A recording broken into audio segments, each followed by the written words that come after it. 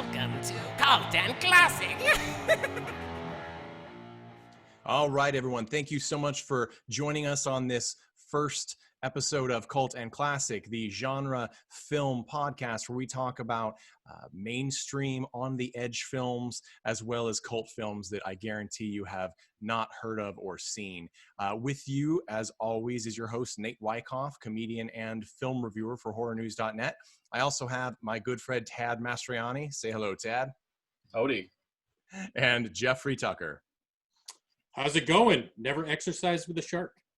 That is, you know what? We're going to go into that because that is absolutely true. This podcast is dedicated to comparing movies on the edge of mainstream with their cult counterparts that have a thematic link. So this first episode, we are going to be discussing William Peter Blatty's The Exorcist 3 and Donald Farmer's 2015 film, Shark Exorcist. All right, so up first, we're going to talk about The Exorcist 3. Now, The Exorcist 3 has a lot of interesting backstory and troubled history. It is, of course, the third film in the famous Exorcist franchise. I mean, The Exorcist is the most well-known horror film worldwide of all time and has its own interesting backstory. Just a quick plot summary. The Exorcist 3 follows some characters that were in the first Exorcist film, but really it's its own story about a cop, Kinderman, who is looking for the killer or killers of people who seem to be doing a more than copycat job of murdering people in the style of the Gemini killer, who has been dead for over a decade, I believe. So let's get started. Tad, what did you think of this film?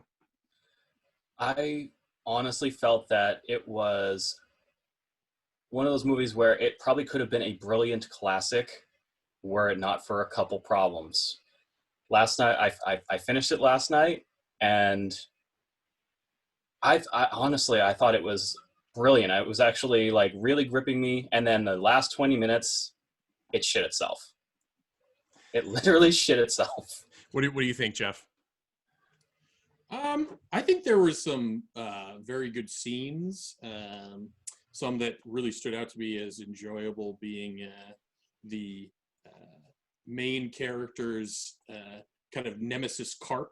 I enjoyed the gravitas of him having a monologue of how this carp was the bane of his existence. Yes, that his mother-in-law is staying with them and she cooks a carp, but because they have toxins, she makes it swim around in their bathtub for several days, and he can't stand the splashing, so he doesn't want to go home until it's asleep.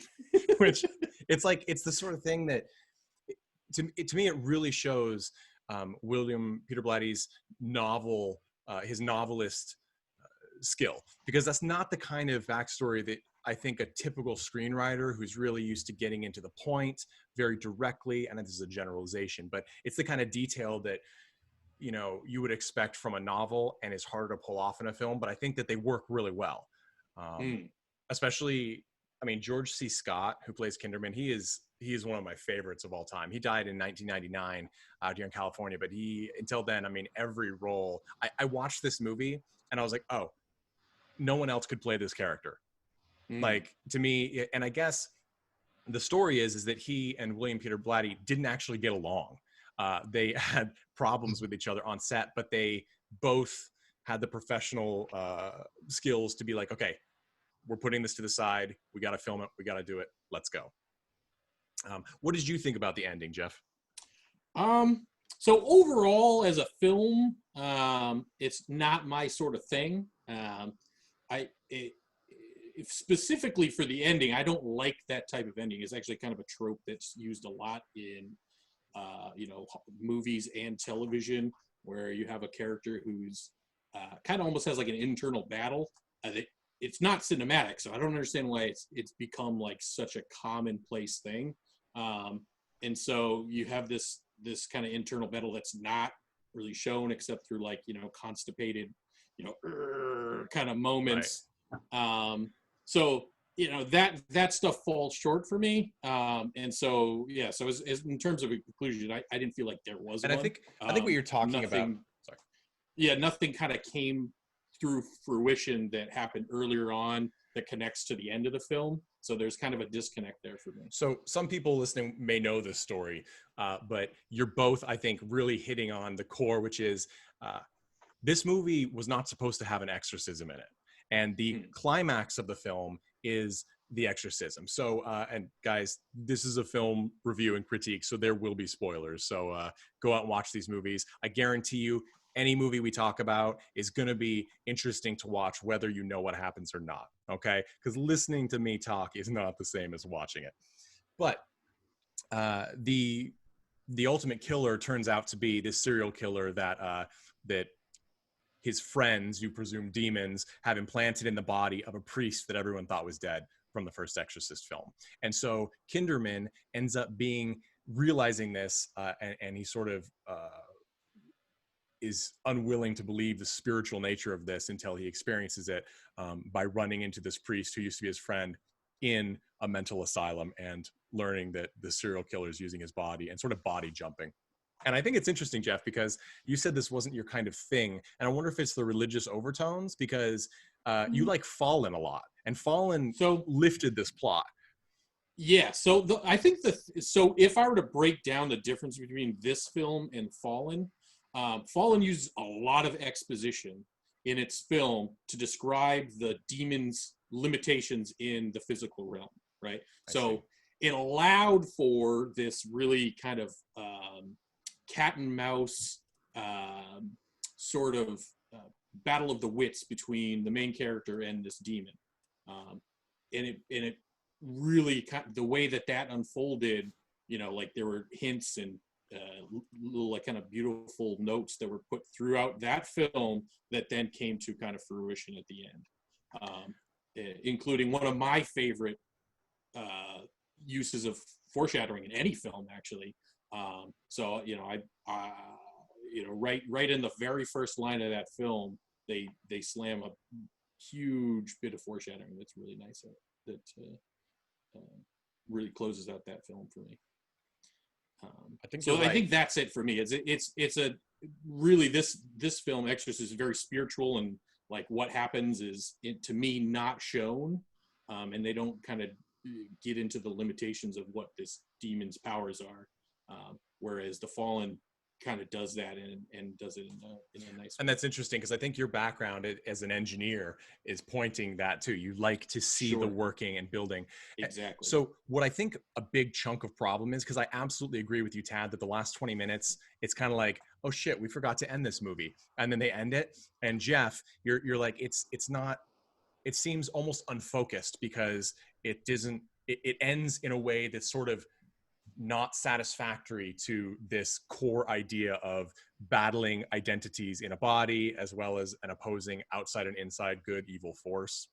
And what actually happened with this film is William Peter Blatty directed and wrote this film. He also wrote the original novel for The Exorcist and the script. So he's the man who did it. And what happened is Exorcist 2 came out in the 80s, and it is the pinnacle of bizarre 80s choices as far as sequels. The first Exorcist, of course, being very based in religious Christianity, and tropes are abound in it. And Exorcist 2 decides to be all 80s about it and say, hey, what if the demon is actually still in little Reagan in her dreams? And we're going to develop a machine and psychiatrists who use dream machines, and causes a bunch of chaos. It's terrible. William Peter Blatty hated it. Critics hated it. And so William Peter Blatty actually had written a sequel novel called Legion, which, if anybody's interested in poetic novels with horror overtones, although I'm not sure I'd call it a horror novel, it's brilliant. If you want to see how it's done, Dan Brown, read Legion. Okay, that was actually the issue with this film. Is the producing company saw what he did, because he followed his novel, in which there is no exorcism, hence why it's called Legion and not The Exorcist Legion or something like that, and were terrified. They were horrified that there was no exorcist, that there was very little supernatural element was implied, which, in my opinion, works to the betterment of the film, because it's all about the question of how much power is really given to this entity, or whatever the case may be, or is there really an entity, that sort of thing. So they had a film cut that was done that's actually shorter than this film, which I think runs a little long. I think this film was overlong. And they made him reshoot the entire final third of the film. They added characters. Tad, you mentioned that there's some stuff that seems like it didn't fit. Totally. The father at the end who gets peeled off the ceiling, there's the one effect of gruesome FX, which it's a good effect. You know, his skin is flayed and all sorts of stuff. Doesn't even belong in the film. He The looks Exorcist, like obliterated, and then suddenly he's back, and I'm he's like, back. oh my god, that's the trope I hate, right? Oh the guy my has just the power to reach for the gun, or you know, in this case, the cross, and it's such a clusterfuck.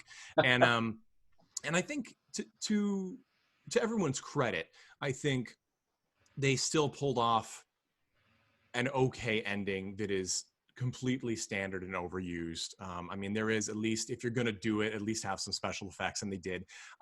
Apparently, according to IMDb, some people, there's $4 million worth of Exorcist footage in there in that final scene. I do not believe that for a second. I think that maybe $4 million for the entire reshoots. But I think what I love about this film, which coincidentally was Jeffrey Dahmer's favorite film. That's an interesting one. Yeah.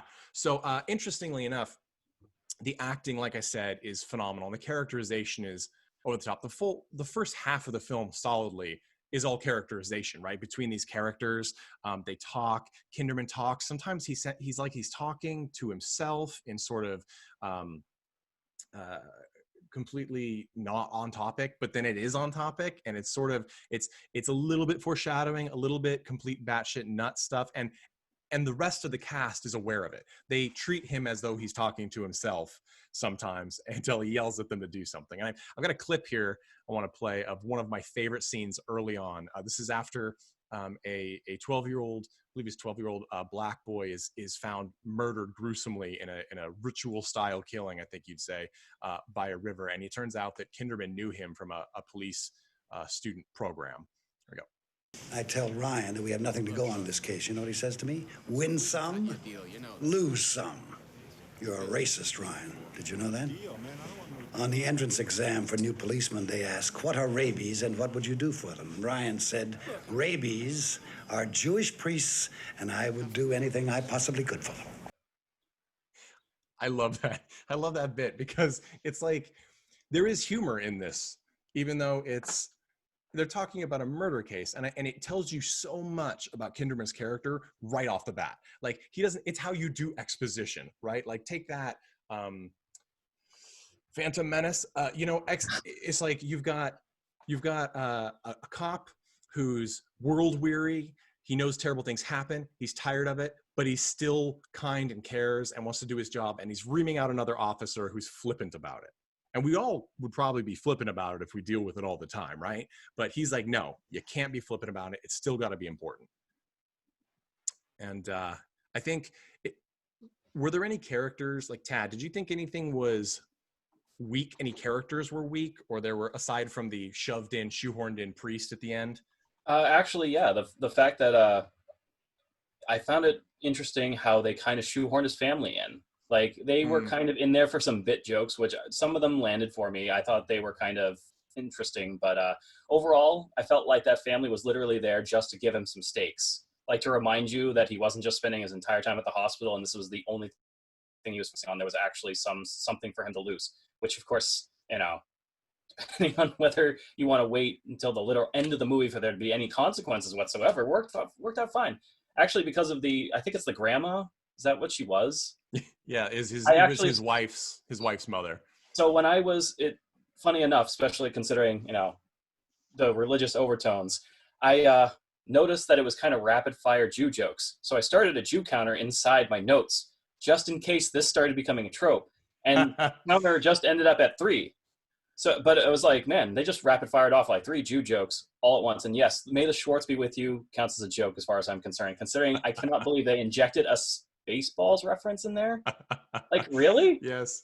I was caught off guard on that one too. A little bit. Yeah, and I mean that's Ed In Flanders, fact, I was wondering if it came Dyer. from somewhere else. I completely, I that was my first what the fuck moment. I was like, did he just say it should be with you? And it's great because I love hearing, because I, as someone who sort of is inundated with knowledge about this particular film and the novel that it's based off of, it's one of those things where I unfortunately filled in gaps from the book. And I think that you're right, though, because the novel is obviously much longer, much more in-depth, and there's a lot more chance to throw in these ancillary pieces that build the world and the characters. Like Kinderman's family is more present in the novel. And in the movie, I agree there's some funny moments and some interesting moments, but they're overshadowed by these other amazing interactions, like the conversations between Kinderman and his friend Father Dyer, played by Ed Flanders, another great actor. You know, like those are really great conversations. They're witty. It's sort of like Gilmore Girls, right? But the old Jewish Jesuit priest version of Gilmore Girls, where they're rattling back and forth, and they each are talking but never quite to each other. You know, it's like Joss Whedon stepped in and was old and Jewish and wrote it. I totally thought the first 20 minutes of this movie was going to, I'm like, is this movie going to turn into a buddy cop movie? Is the priest going to whip out a friggin' holy shotgun Constantine style in the middle of this movie? Because that would have been awesome, honestly. That was the exact dynamic that I was getting. Is that I was going to say it was like a buddy cop, except replace one cop with a priest. Mm-hmm. And I actually thought that's how the film was going to play out. I thought that the priest buddy was going to be there, and he was going to be the exorcist of the story. Mm-hmm. So I was surprised when he died, and I was I suppose that it's shocking. Nice to be surprised. Yeah. Like, I mean, the reveal of his death I thought was quite nice. It's this bizarre dream scene, like his Kinderman has a dream, and it's like it's a premonition of this murder, or potentially at the same time, right? Where he sees his friend's character dead, but they're in like a waiting room, like it's a train station, but a waiting room, and there's angels everywhere. And this scene is sort of famous because there are tons of cameos in the background. I mean, I think Kareem Abdul-Jabbar is there. Fabio.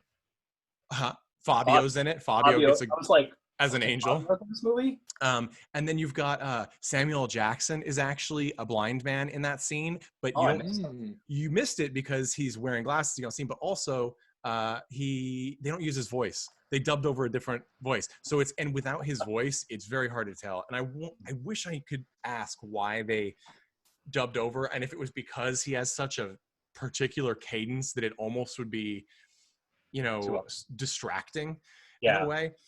In a scene with people with wings and playing checkers and a band of angels playing like big band music. It's a weird scene.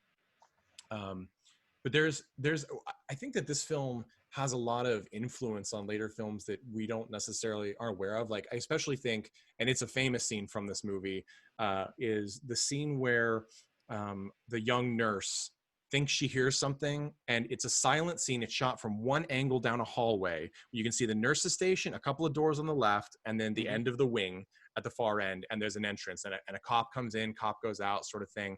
And the nurse thinks she hears something, and she ends up going to a patient's room, pissing him off because she wakes him up, and she gets flustered and she leaves. And then she hears something from the room next door, and she's like, I don't want to do it. And then she ends up walking across camera, and instantly following her is someone in a white robe with a giant pair of scissors, right? It's the most and you don't see it. I love that you don't see the murders in this film. Yeah.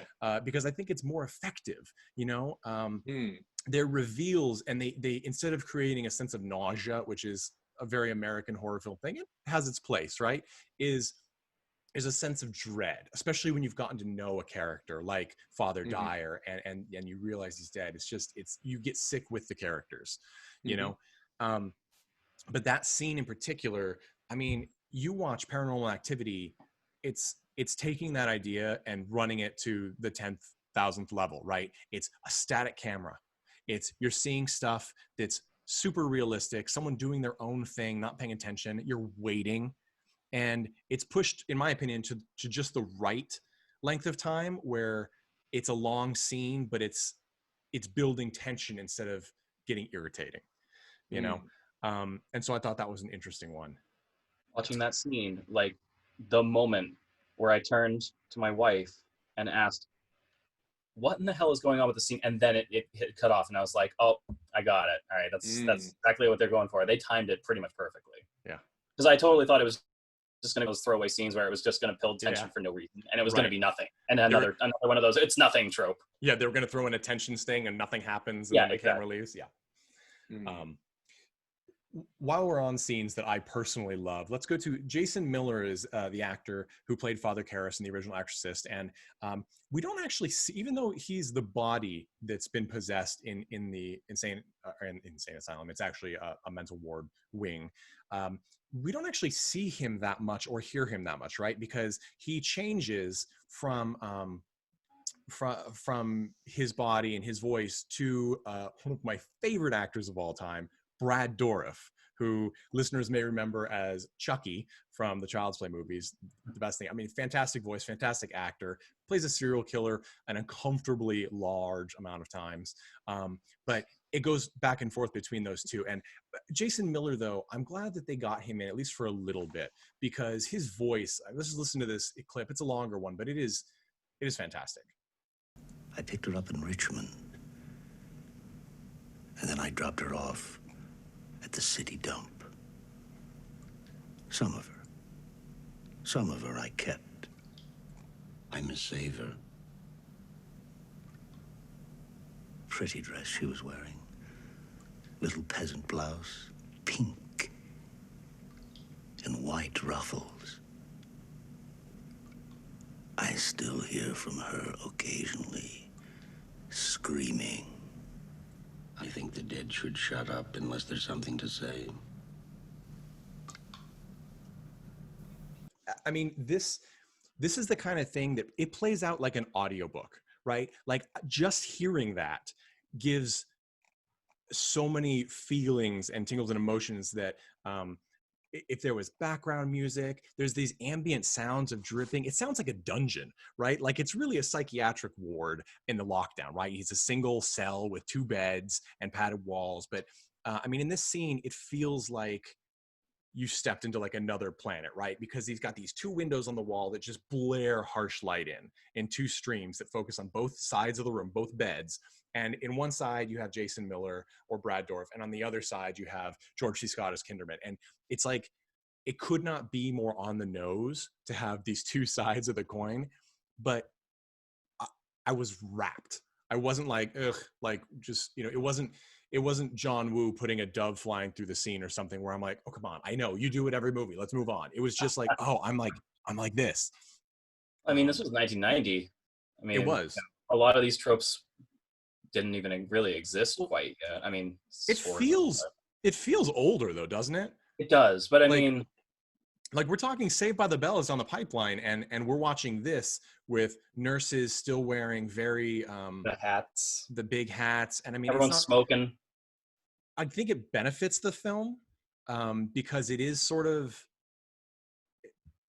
I think even at the time it would have felt dated, and all of the characters really are older, right? Like this is not a film that features you know, young cast. And I wonder if today, if they made this, the lead would be you know, I don't even know. It would be Liam Hemsworth, you know, who I like, you know, but it would be Liam Hemsworth as Kinderman, and you know, his priest buddy would be I don't know, but it would be, you know, maybe a great young black actor, and you'd have this great, you know, a good setup, but you couldn't pull it off because they don't have the age to put forth this sort of wiseness and world weariness that permeates the whole setup.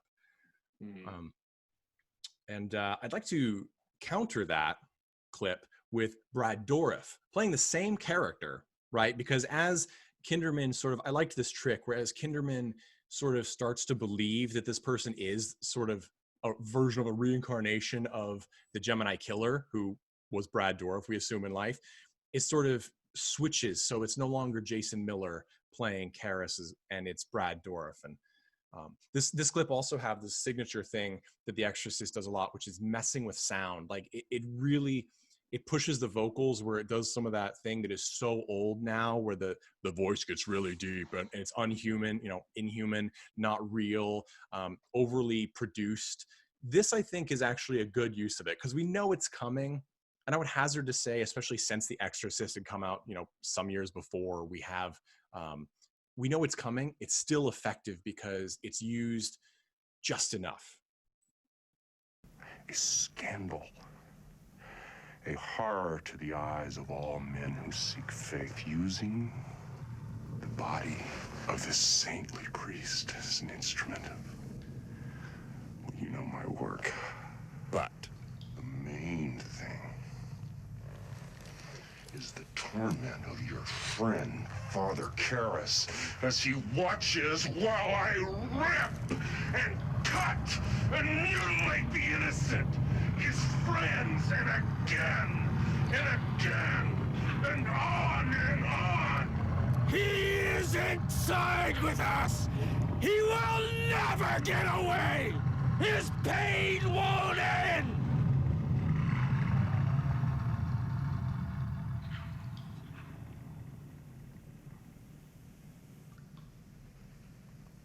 Oh, gracious me. Was I raving?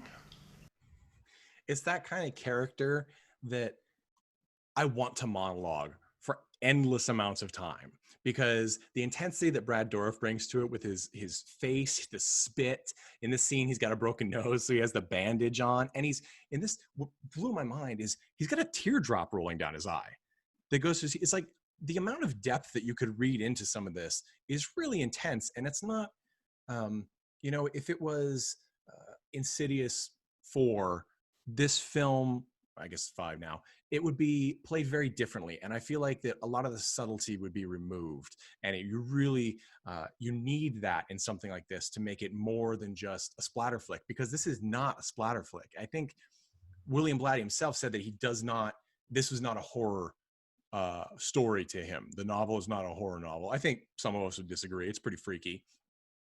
This was spiritual horror, as I would put it. It's like if these topics don't bother you, this won't scare you. But to someone who may be fairly spiritual or religious, it's going to bother them a lot. It sure bothered my wife. She was freaked the hell out of this with this movie. And Yeah. I think that performance was a lot of it, because that was honestly some of the best monologuing I've ever heard in a movie that I've never thought I would ever see in my life. Because Nate, I'm not sure you're aware of this, I've never seen The Exorcist 1 or 2. And you know what's funny? Is we could have done The Exorcist, right? But Right. I think The Exorcist 3, especially because sequels are usually not that good or whatever, or they have limited merit in many cases, this film has been lost. And I think that that's really unfortunate, because as questionable as it is with the reworking that the studio required, these performances, and I mean, this is 1990. George C. Scott he's only got 9 years left. He only has a few films left, and obviously nobody knew that. But this, to me, is his like peak performance. You know, this movie, it's 50% close up and medium shots of his face, right? His reacting when he reacts to the death of Father Dyer, he looks under the hood, and then it's a very real reaction. It's not over the top. It was a good fresh watch for me, especially because there were a lot of little details that I noticed and that I kept going, what the hell is he doing? Because I've never seen the first 2 movies, didn't know if there was going to be any connection. And there was some slow burns. Like every corpse I noticed, he was pulling up the sheet and checking. I'm like, what the hell is he checking for? And then, you know, it's revealed he's looking for the marks of the Gemini kill.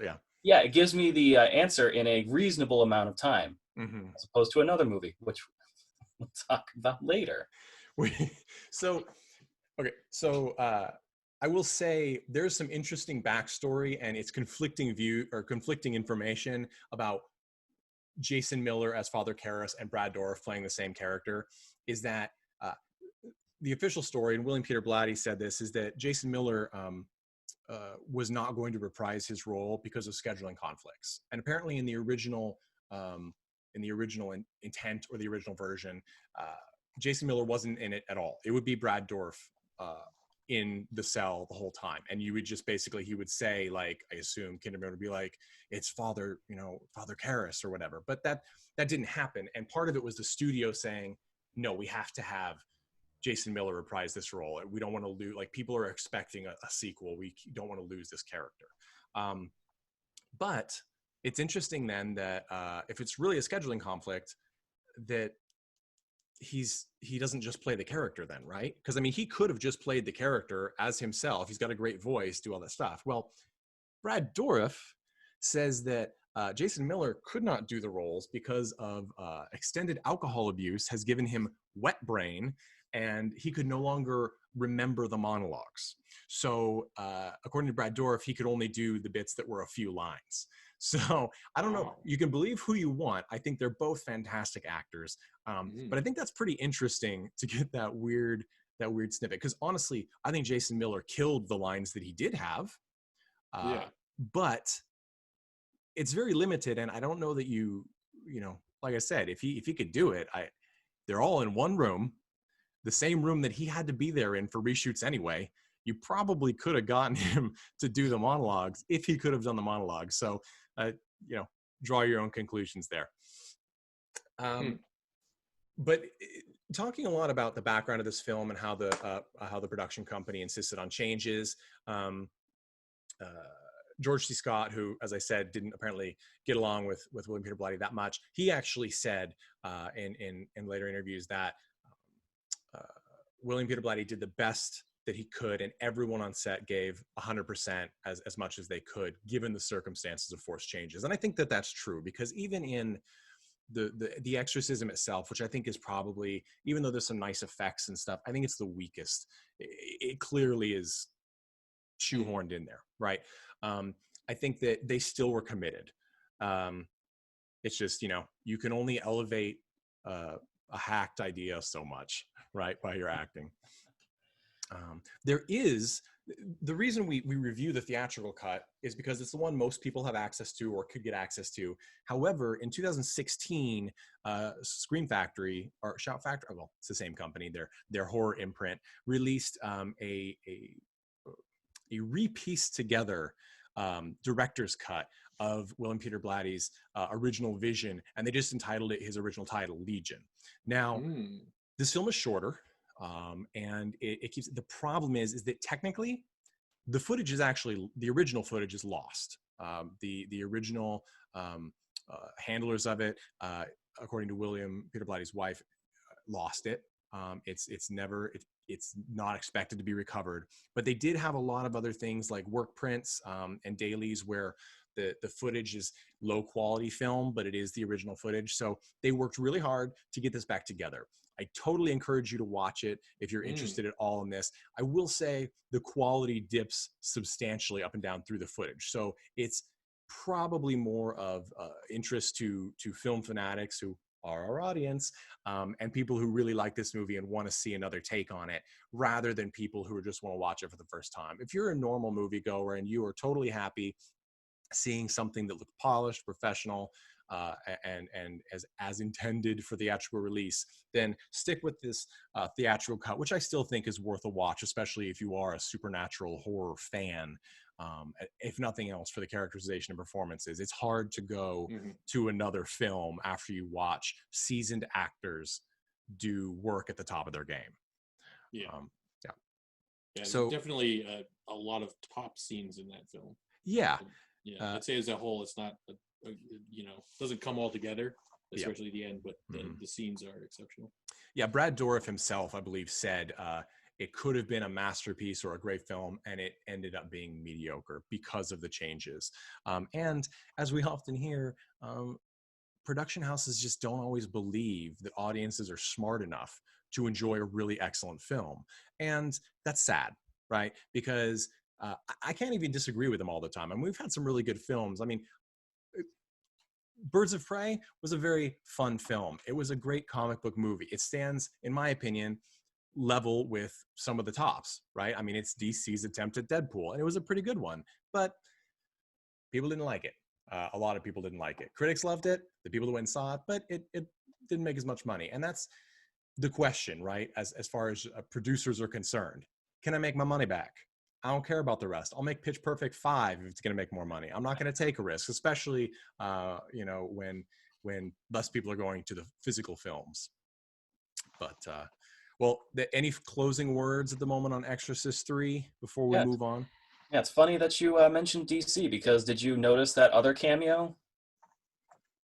Which one? The Joker cameo? I paused the movie just to Oh, get a good look at it. I was like, that's the friggin' Joker. yes. It does look very Like, Joker-like. Yes. I mean, Mm. just the smile, everything, and Yes. it brought to mind the fact that I feel like it was intentional because some of that monologuing, I feel like someone had looked at the Joker back in that time, because this was 1990 or 1989, especially if they started production before then. Mhm. That Joker was really just kind of starting to form up, and Sure. I'm And not sure if I don't know if it was on purpose, but it was there. that's a good question, because I do remember that because I got it too. I mean, there's a couple instances too, especially there's a couple of severed Christ statue heads that are painted up in essentially blackface at one point, and there's a couple of times when facial coverings are used or something like that, and it's just as unnerving now as it ever was. I mean, there's a reason that in the recent remake of Pet Sematary, which maybe we'll talk about it another time. I'm not a fan, but they use animal masks on the children in several scenes because covering the face is freaky. Yes. Right? You can't see what's behind it. It's the hidden thing, and that's really a core element of this film. Is it's not what it seems, right? Nothing is what it seems. It's not a simple killer as it seems. It's not your friend come back from the dead as it seems. There's several levels underneath the surface, and I think that characters like Kinderman and Father Dyer, the reason their dialogue is so interesting is because it's all focused on pointing it out and peeling it away. They're well aware it's there, and sometimes they just give up because they're tired. That scene where Father Dyer is like, he's talking to a student, and the student says something like, he asks him a question like, isn't this what it's all about? And Father Dyer is like, you tell me. And he goes, oh, maybe it's not. And he goes, I like a guy who knows his mind. It's like he's digging at him, right? He's like, it's just that kind of storytelling where you're not really telling the audience exactly what they're getting from it. They're understanding it and thinking about it, and it puts us on another level. It's the kind of movie that I had to sit down, and it took me a minute to get into it because it was more intellectual than one might expect. I had the stage set pretty much as soon as the Macbeth reference happened. I was like, all right, yeah, that's going to be important. Yeah. And lo and behold, it was, because there was a lot of crisis of faith throughout the entire movie, even if it was subtext. Yeah. There was a lot of it. Yeah. Mm-hmm. Yeah. Any closing thoughts on this one, Jeff? Well, actually, one interesting thing for people who go and watch this is watch out for kind of a pre-Twitter age where there's lots of basically signs on walls that are kind of like just phrases or something that you would normally find on Twitter these days. Like a psychotic is someone more neurotic than his doctor. Yes. Is a thing that's on the doctor's wall. In the yes. Yeah. The hospital is full of signs everywhere, and and Blatty makes sure to get them. Like, they're if they're not an intentional slow shot of the wall, they're clearly readable in the background. Yeah. And it adds I enjoyed so that much. moment because you wouldn't do that today. Like, it's just like those types of things get put out in different ways. The touches, like you said, Tad, there are details everywhere. There really are. And not a one isn't worth paying attention to. There was nothing wasted as far as I was concerned. That's what I like to see, and it makes it for an interesting watch, even if it's not ultimately 100% successful. That brings us to the next film, right? Like, we here at Cult and Classic like to pair two thematically linked films. I would say Exorcist 3, it's a mainstream film. It got a theater release, but it's largely forgotten except for fans of the series, and it's on the edge of mainstream. This film, I would say, is solidly in cult territory. 2015's Shark Exorcist. This film was written and directed by Donald Farmer, who is, Joe Bob Briggs, famed genre reviewer and TV personality, RIP Monster Vision, although he has his new show on Shudder. Let's see here. I believe he said about Donald Farmer that he is an exploitation cheapie meister, Donald Farmer, the one-man film industry of Tennessee. I think that's probably true. I'm not sure how much film is happening in Tennessee, but I bet that Donald Farmer is probably the head of it, because I think he's made, since 1987 when we started, I think he's made like 27, 28 films, somewhere around there. I actually am a big fan of one of his first, if not his first film from 87, Cannibal Hookers, which he actually did a remake of his own film in 2018 and has released it. And I look forward to talking about that at another time. But this film that we're going to talk about is called Shark Exorcist. The plot on this one is a little harder to summarize. You're right. It's also much simpler. There's a lot of ways we could tackle this one. This is from 2015, and it is it's about a woman who is possessed by a demonic shark spirit that is released into a local lake by a serial killing nun that we only see twice in the film. With no motivation? No, we get her backstory via a radio. But there's a radio playing at the beginning that you don't know where the radio is playing from. It's just in the air as this nun is walking towards the water.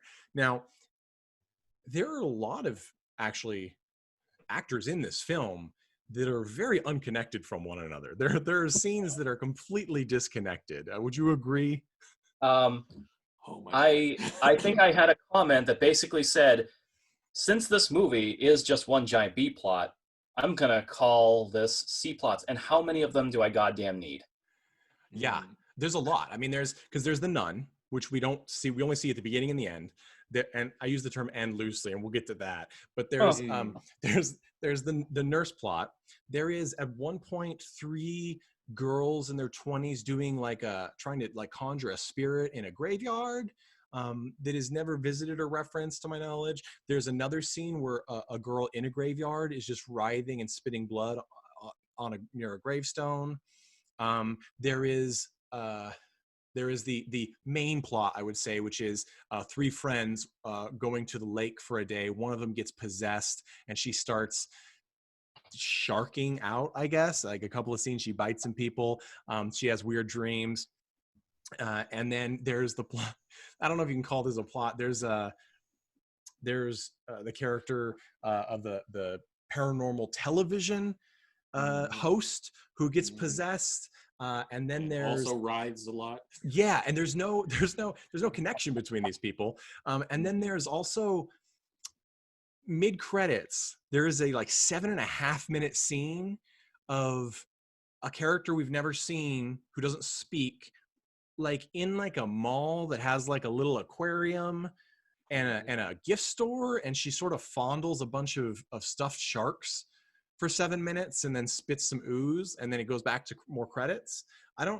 So this is a hard one to tackle because no. I don't think this is hard for us to tackle at all. Maybe it's hard for you to tackle. I think Jeff and I can handle this. Okay.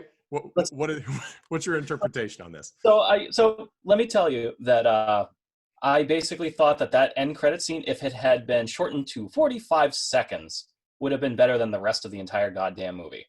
That scene was actually at least semi-competently filmed. It didn't require any dialogue, which was great because nobody knew how to do dialogue in this movie anyway. So the more people were silent, the better the acting was. One of the best actors in the movie was that guy who didn't talk. He just walked around that fair. Here's the thing. I'm gonna say that this uncomfortably shows me one of your hidden kinks, because there is no way that 7.5 minute film of a girl rubbing hand-sized stuffed sharks all over her body while rolling around the wall in front of a Claim Jumper burger restaurant is the best part of the movie. I will hands down disagree with that. I don't know what about that is, but I don't want to see her kind of agree with Tad only because there's no dialogue. You know what though? And so you have a low bar, and so you have something slightly over that very, very low bar. So notice that I said if it was shortened to 45 seconds, I didn't say which 45 seconds. Because to be fair, this film actually does have a lot of scenes with no dialogue, and I don't think it helps. I actually, because the pervert scene where there's a lady walking across this is the best scene. This is the best scene. This is the scene where now I don't know because in the credits, a lot of the women are credited as names, like, oh, she played Holly, so on.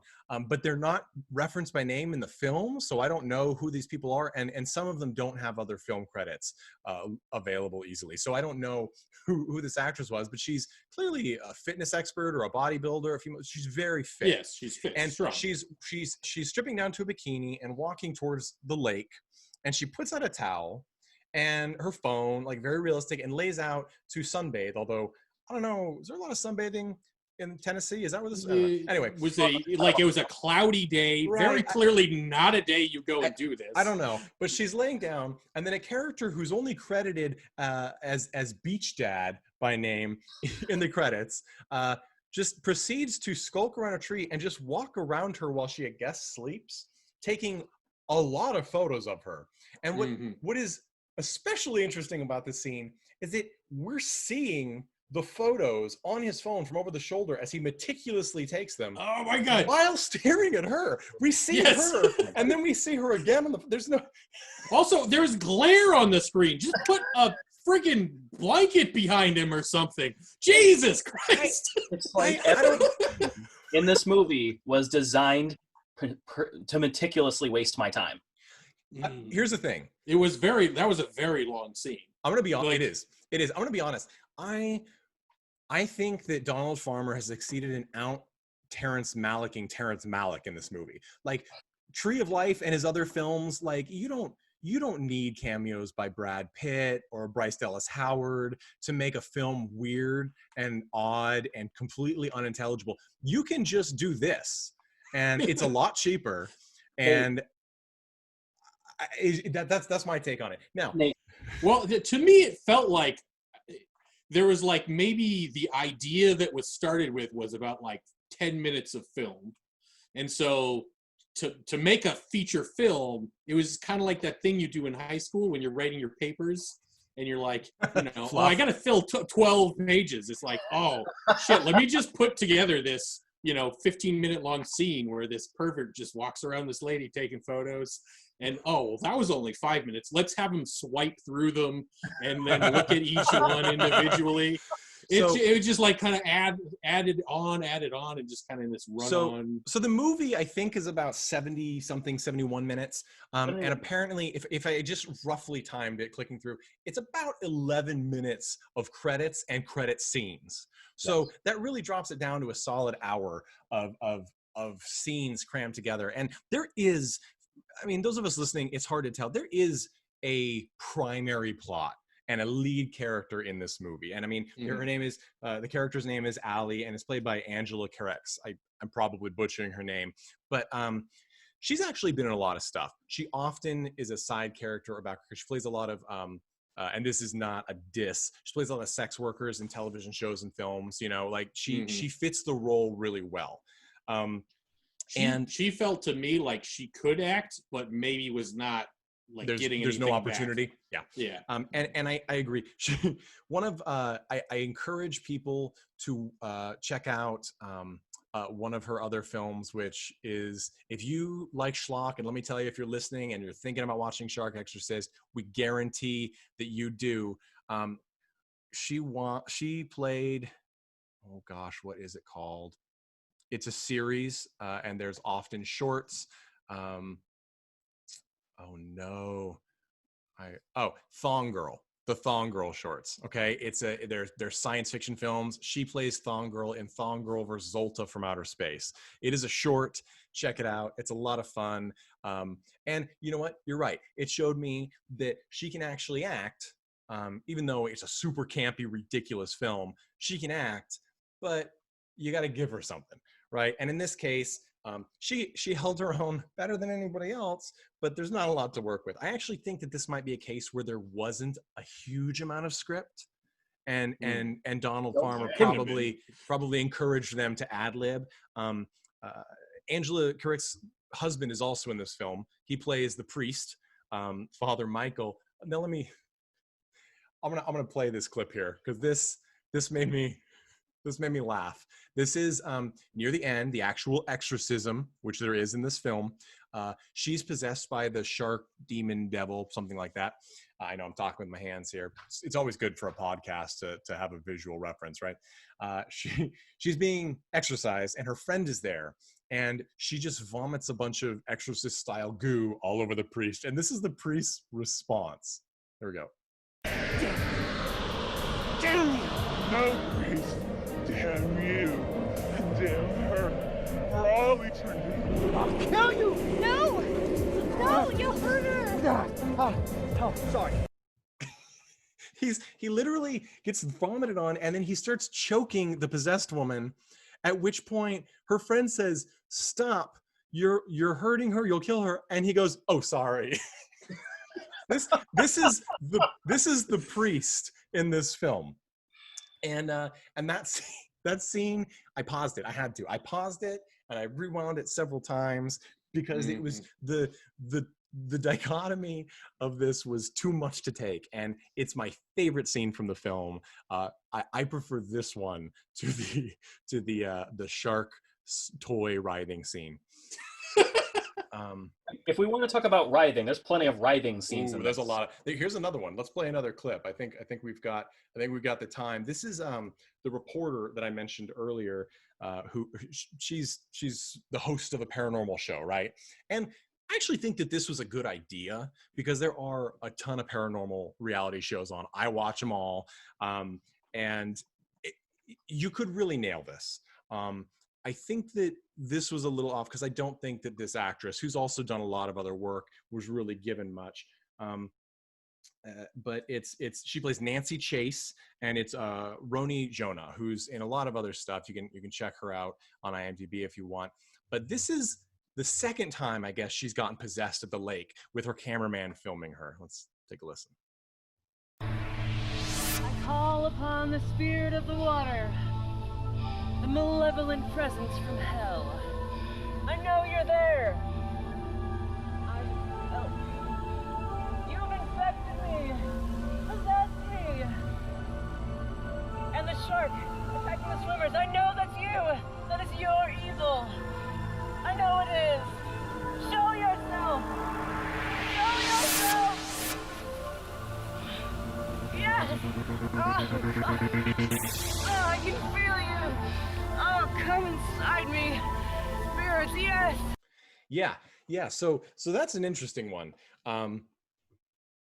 It is like every other writhing in this movie, right? Like it's weirdly sexualized, that's fine for writhing, especially in an Exorcist demon movie. I mean, The Exorcist itself was no stranger to that.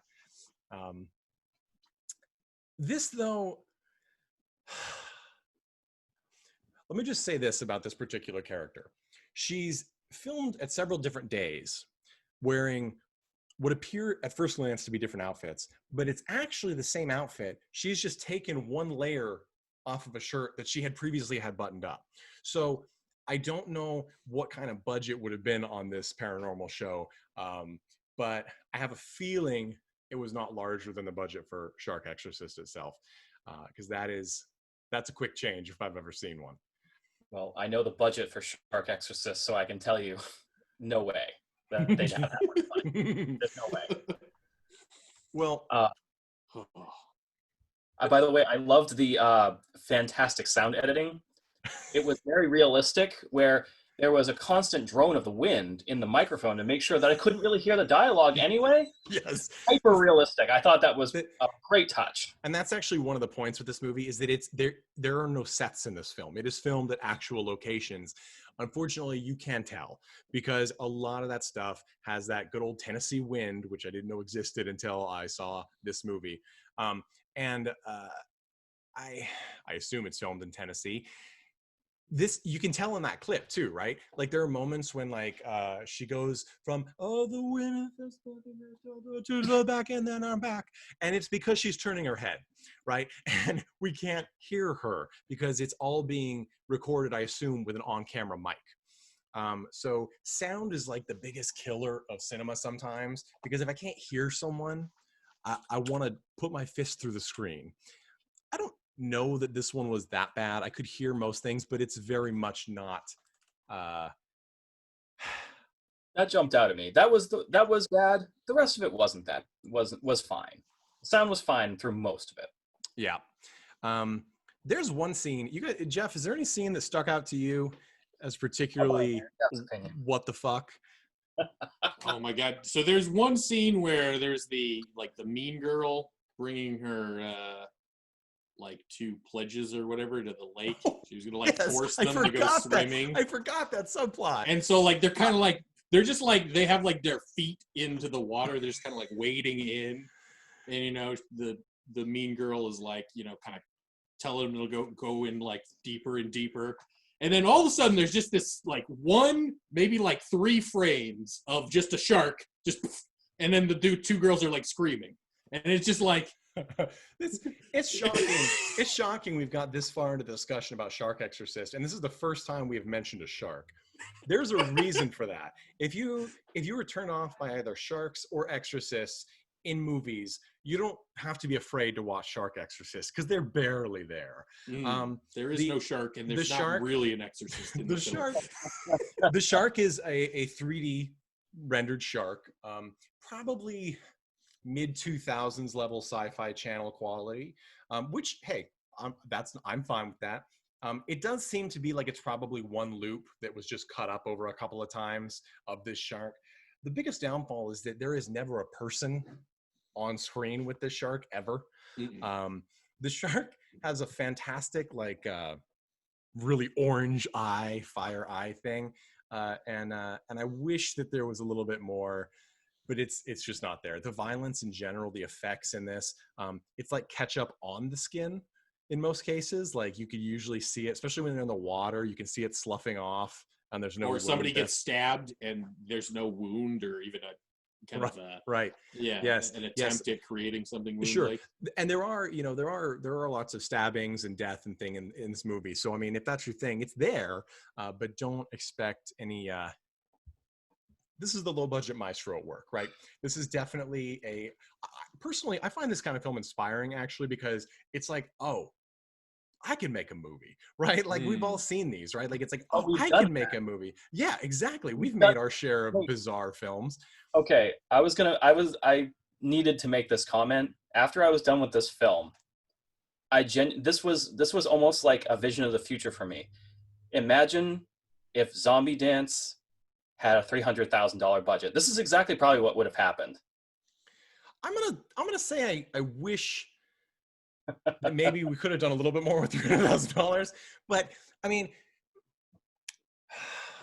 now my biggest criticism is that the plot is it's a 10-minute film with a lot of added scenes crammed in that don't really have any relation to it, and that's probably my biggest frustration. I mean, this happened all the time in the 50s, 60s, 70s, even the 80s, right? They usually, when a film company would acquire a film that was partially done, or they're like, oh, this is from Hong Kong, and there's this whole subsection that doesn't mean anything to American audiences, let's cram in a sex scene and throw in an American actor to fight the monster, or the Chinese vampire or whatever. They'll splice it all together, and then you get a movie like Ninja Warrior or something.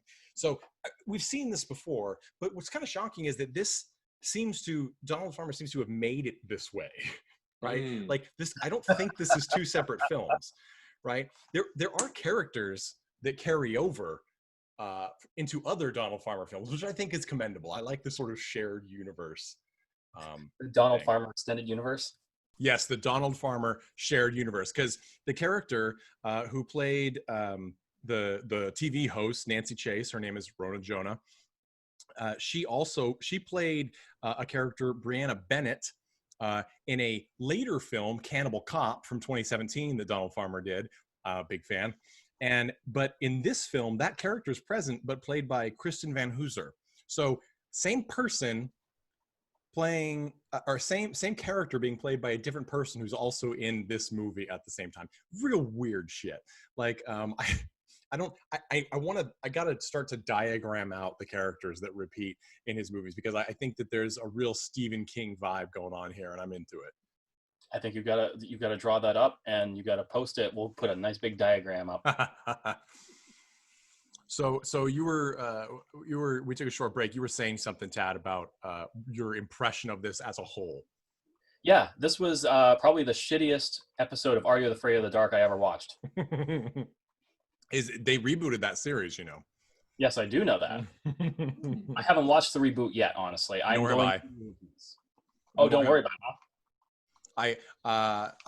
The thing I remember the most is that they ripped off They Live in an episode, which was awesome. I loved it. It was fantastic. Oh, that was one of my favorite episodes. It's the best episode. It's so good. So there's a scene. This scene is, I think, especially right now, and when we're more socially aware of women's rights, LGBTQIA rights, this one, it's actually two scenes, but this one small arc is the most unsettling, bizarre. This is one reason I'm glad I watched this movie, especially for this moment, because it is so weird. I'm gonna play it for you and then we'll talk about it.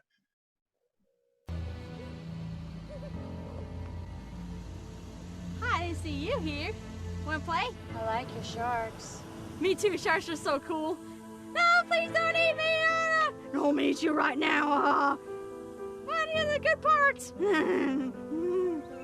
So what do you like about sharks? Everything, really. Okay, so the character that asks, what do you like about sharks? That's the lead, Angela Carrick's character, Allie. The one she's talking to is, she's credited as a pool girl in the credits. Her name is Gracie Rogers, the actress. She's working in sound in another film, but otherwise this seems to be her first on-screen performance. Now, this is on a playground. And I still don't know if she's supposed to be a child or a differently abled person with different faculty. Right. Yeah. Because what happens is it goes from this scene to a scene at a pool with Allie and this pool girl character, where she coerces the pool girl to get into the pool in a skimpy bathing suit and then seduces her. I'm pretty sure that what we're watching is an adult woman seducing a mentally developmentally abled is the proper term, right? Developmentally abled person in a swimming pool. And then she wakes up and it's all been a dream. What a dream. Because I don't know how to handle that or how to work that into this at all. Because it doesn't, I'm like, is she horrified because, oh my gosh, I seduced, or that I'm going to eat her? I don't even know what happened. All I know is that it seemed like the type of moment where everyone's clothes were supposed to come off. It didn't happen. It didn't happen. I was like, wow, this is an exploitation movie with very little violence and very little sex. In fact, very little anything. I was genuinely surprised at the lack of nudity throughout the whole film. I was too. Yeah. I thought that of all the things that you go into making a film, let's try and make them feel something, like some emotions, like happiness, sadness, the easiest one is just arousal, like, hey, I can't actually make it's easy for some of us, Jeff. I don't know. Some of us might have different tastes. There's not a lot of shark rubbing film scenes. But no, okay, but you get my point though. Absolutely. I was shocked that there was no nudity in this film. There are a lot of beautiful women in bathing suits and so on. But I was surprised, especially because Donald Farmer is no stranger to nudity. I mean, like I said, my favorite film by him is Cannibal Hookers, 1987. There's nudity in his films. And so I don't know if maybe this was an intent to hit a different market, if it was cut this way in order to play maybe on Sci-Fi Channel. It does feel like that might have been an aim, but it's too disjointed, right? Like even like like Sharktopus by Roger Corman. Love that movie. It's intentional camp all the way, but there's a plot that goes from A all the way to Z, and scenes may be hilarious for all the wrong reasons, intentionally or unintentionally, probably intentionally, but it doesn't, like this one does not have that thread that carries it through. Yeah, well, so back to the point of like that dream sequence. So when you're kind of like making these dream sequences, like sometimes directors and scriptwriters will put in like kind of clues and hints to like some kind of abstract idea that they're trying to get across. And so in this case, like we don't know enough about anything else that's going on in this story to kind of piece those things together. So it's, I don't know, was there some sort of hidden message here? And I could describe that about the whole film. There's like not enough pieces. You have like great films like Inception that will leave one little piece out, you know, that last piece of the puzzle. And some people love it. Some people are infuriated by it. The coin stopped, Jeff. The coin stopped. Yes. So you end up with this, you know, this whole thing, and you're missing that one piece. This film is like, you open the box and there's like 5 pieces of one puzzle, 5 pieces of another puzzle, and there's just not enough to get you even into the, like, seeing a picture. You're playing Mousetrap. You're playing Mousetrap with the pieces from Monopoly. I know. Like, yeah, exactly. Yeah, it's a lot of different stuff. And I mean, the idea of the dream sequence you brought up is brilliant, right? Because the dream sequence we mentioned in Exorcist 3, it's like a train station / waiting station for all the people who've died, sort of. It looks like a weird limbo that's set up like Grand Central, and there's all these people of different casts and things going on. This one, I don't know. We don't know enough about the character to understand anything psychological about what is going on in this dream, right? And there is a little bit of, like, you know, I mean, let's not even get into Todd Phillips and whether or not the Joker actually killed his apartment neighbors, because, and the reason I mentioned that is because he's like, no, of course he didn't. It's like, you don't know what's real. I'm like, okay, well, it looked pretty fucking real, Todd Phillips. Okay, what I'm saying is that this film, especially in that dream sequence, you don't know what's real, and it's hard to differentiate. Like, did she meet this girl and then the pool seduction is a dream sequence, or is this real and it's like a werewolf that killed a deer and then scenario? Or is this girl just in her brain, at which point, what does that signify, right? Yeah, like, is it a lost innocence? A younger person that she was brunette then? Who knows? Yeah. and I will give it to Gracie Rogers playing Pool Girl.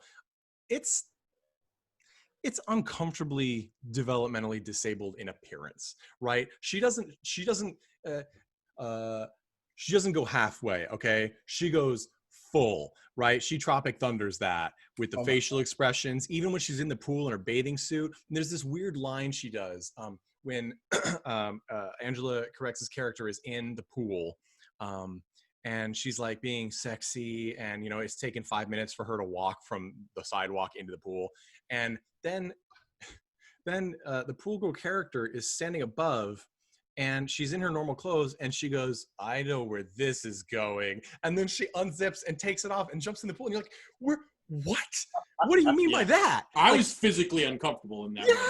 That when she said it, I said it at the same time, and then it turns out that my expectations were subverted, and it was 2 years before Ryan Johnson did it.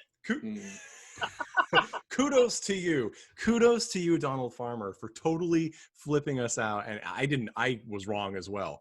I guess to me, this is actually the most successful sequence of scenes in the film, because I was like rapt I was paying attention.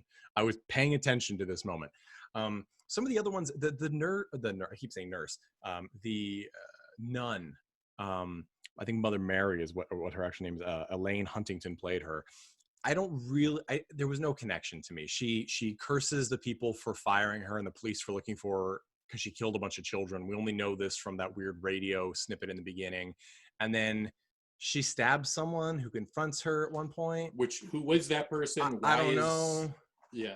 And it's just, and then she's like, curse them, you know, Satan possessed this shark in the lake. Like that was that was rough for me. I didn't follow. I felt like the rest of the film could have literally not had a shark. Yeah. And it would have been more on par. Here's actually the thing that bothers me most about that. So you have, like, you know, imagine you're a demon in hell for a second. You believe in that, and that's like something you're looking up, and you're like, okay, let me go and possess a bunch of old ladies, you know, and old men. That's you know, The Exorcist 3, and that's actually an absurd premise. You look up and say, oh, let me possess a fucking shark with the big bitey teeth and go on a murder spree. That seems like a little bit more plausible for what a demon would be doing. You didn't need to do some sort of crazy stretch here to get into the film. It's just it's a fucking shark, man. It's a bitey monster. Just go and possess that thing. That's it. That's Jeff's IMDb review. It's a fucking shark. It just makes sense. So I guess your premise requires that the shark already be in the lake. Why can't we can make this Jaws? Why can't it be an ocean? Was there not an ocean near Tennessee? Is that why this had to be this way? I will give them. We haven't covered that yet. They plugged a plot hole I totally didn't expect them to. The first thing I thought was, why in the fuck is a shark able to be in a lake? And then they actually went back and addressed it. I was like, wow, that I got to give them credit. They actually addressed that plot point. Yes, absolutely. I mean, they, well, so the filmmakers, who I assume is Donald Farmer, I don't know who they get these quotes from when you find them online in various places like IMDb, but they say it's a cross between The Exorcist and Jaws. Unfortunately, I do think that fails a bit because The Exorcist was about an exorcism and Jaws was about a shark. And this film actually isn't about either. Yes. Right? Like, this film is more about a woman becoming progressively irritated and insatiable sexually, who then decides to bite someone. And she also enjoys the water. She does like the water. She becomes obsessed with water. To be fair, that is I liked that. Like, that was, that was on par there with the concept. It panned out for me. Yeah, but it really was like more of like almost like a zombie film because it was like biting and passing on. Yes, right. This, like, disease or demon possession or whatever. Because it wasn't like in The Exorcist, a demon moved from body to body. It's Satan herpes. It just it was like Satan. Yeah, this was like shark Satan herpes. Yeah. It was weird. Shark Satan. Which, by the way, our president tweeted today that came from a lab in China. Shark Satan herpes is China's fault. You've heard it here first. So right, exactly. from our president to your ears. So this movie, I guess my biggest thing watching it, because a lot of people think that they've seen like a bad movie, right? Like, and in this field, I don't consider the phrase a bad movie to be necessarily a negative thing, right? There's some fantastic movies that I love that are bad movies. You've seen some fantastic bad movies. Oh, exactly.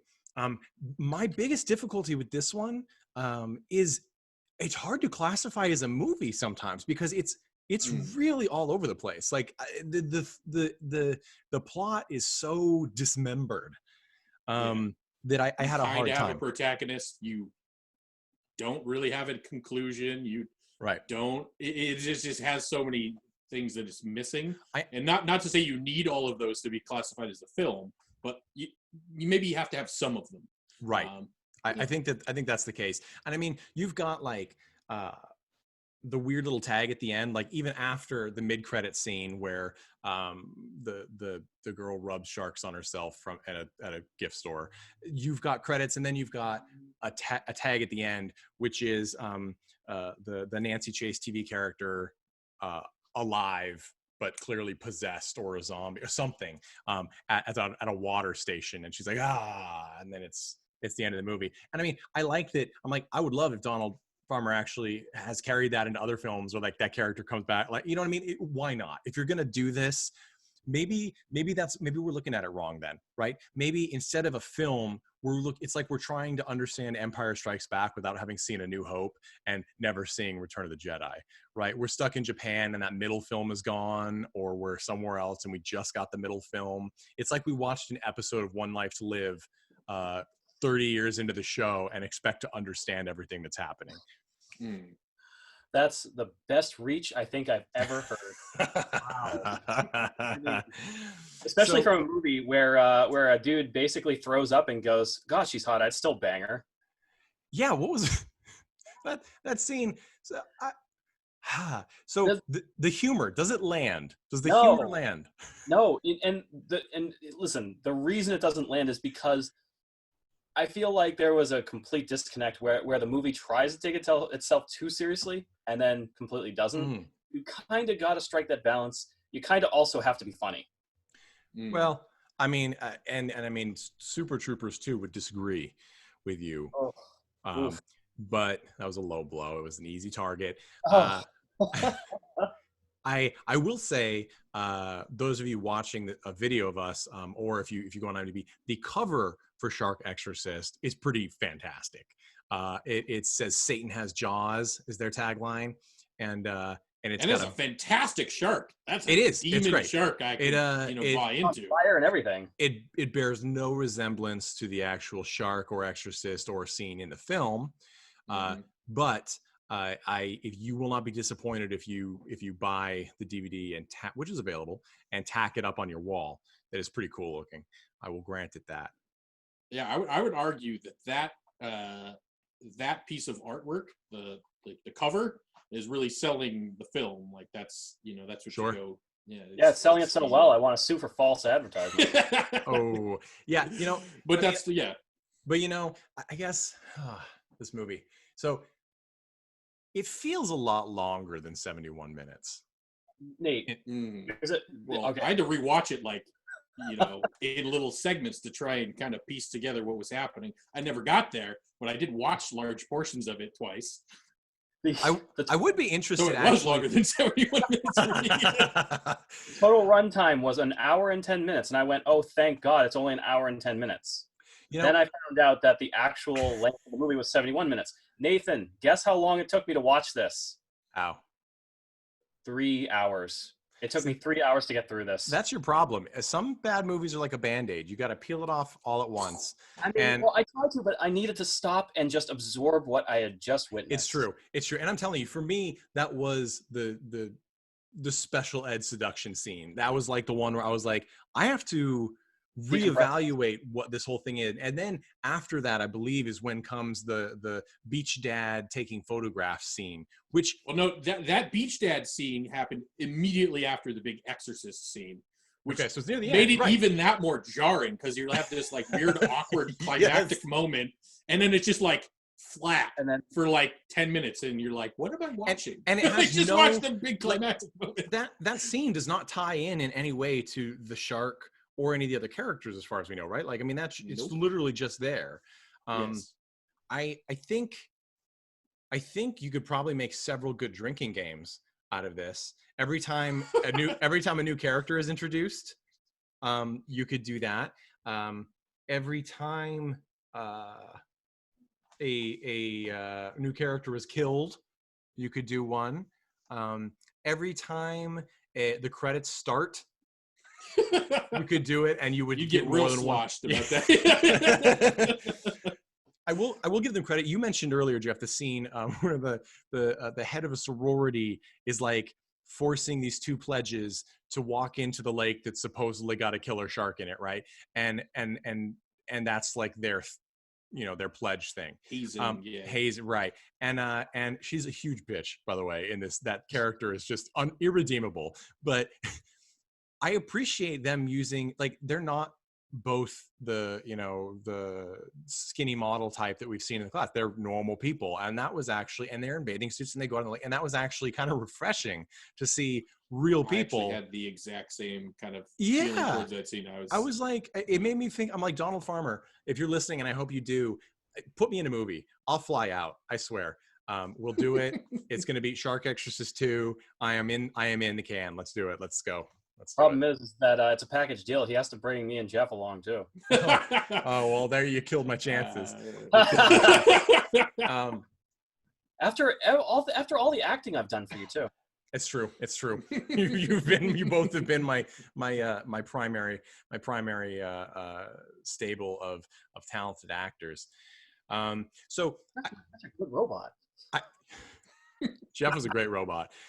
Just since I was brought up, I once put Jeff in, like, I don't know what was it pantyhose? I think it was the tightest non-breathable plastic material stretched over his face, and then I put a plastic, like, dollar store like woman's face mask over it that I spray painted with a gloss black paint that never dried for some reason. Whatever chemical compound would not dry, and so it smelled like paint. And I had that taped to his face, and he couldn't hear very well or see. And it was a hot day, and I had him in that for a long time. Yeah. And then I would do things like I had him pushed against a wall, and I was like, you know what? I directed a lot like Donald Farmer directed Shark Exorcist. I ride against a wall for you. I actually have credits that prove that I could be in a Donald Farmer. You know what? Cat's out of the bag. I'm Donald Farmer. I've done it.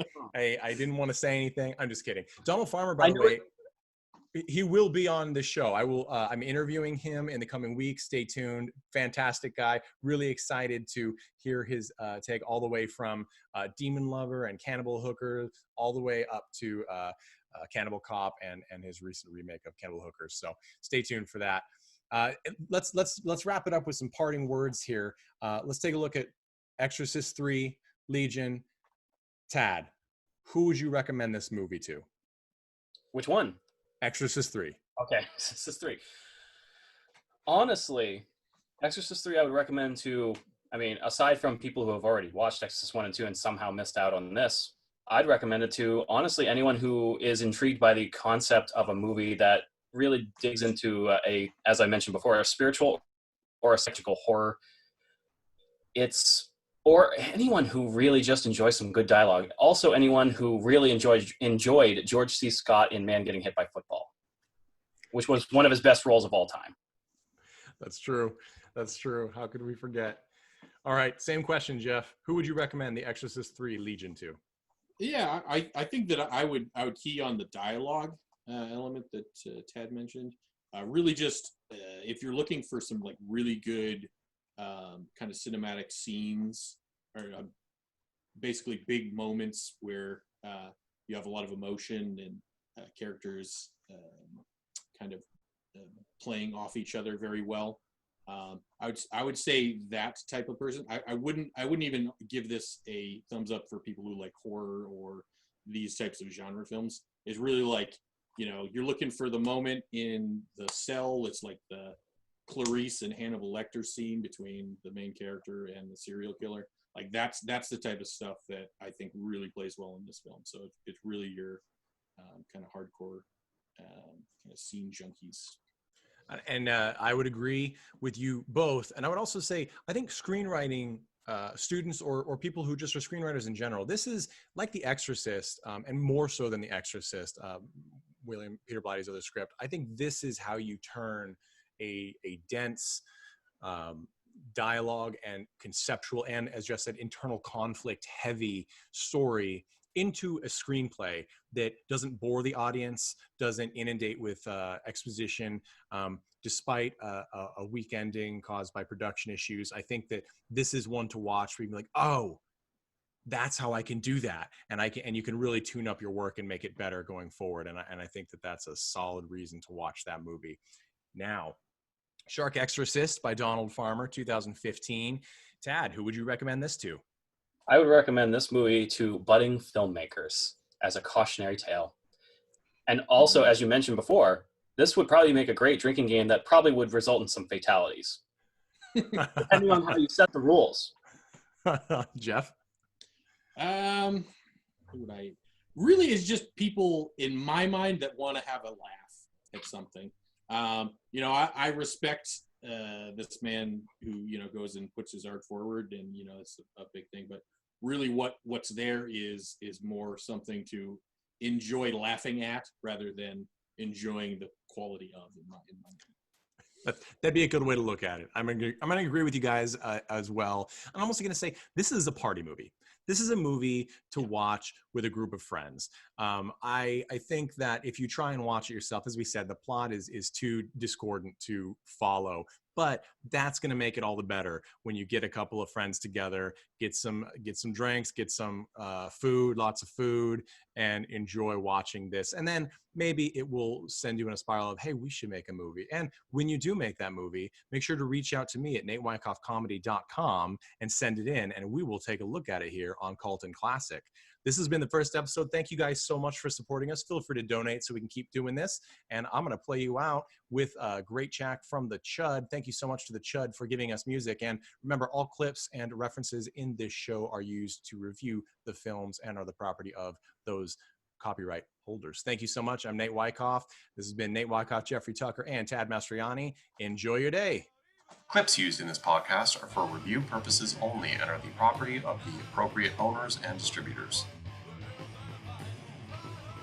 Music in this podcast is courtesy of The Chud at facebook.com/thechudband.